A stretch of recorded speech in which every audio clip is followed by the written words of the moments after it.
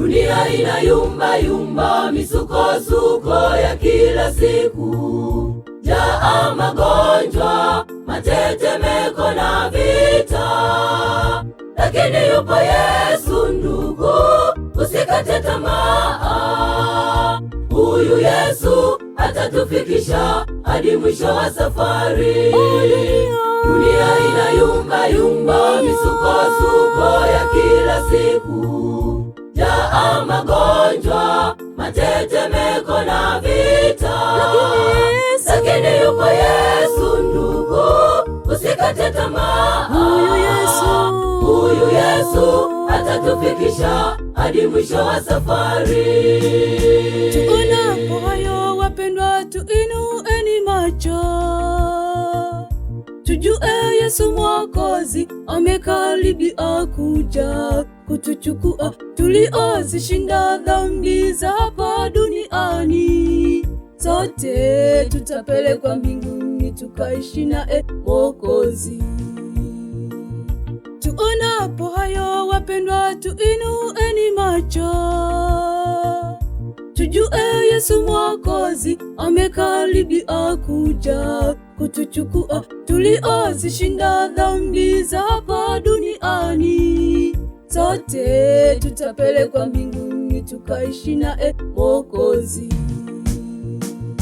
Dunia inayumba yumba, misukosuko ya kila siku, jaa magonjwa, matetemeko na vita.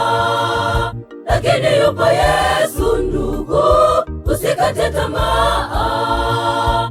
Huyu Yesu atatufikisha hadi mwisho wa safari. Dunia inayumba yumba, misukosuko ya kila siku, jaa magonjwa, matetemeko na vita.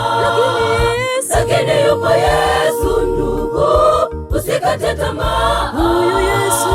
Huyu Yesu atatufikisha hadi mwisho wa safari.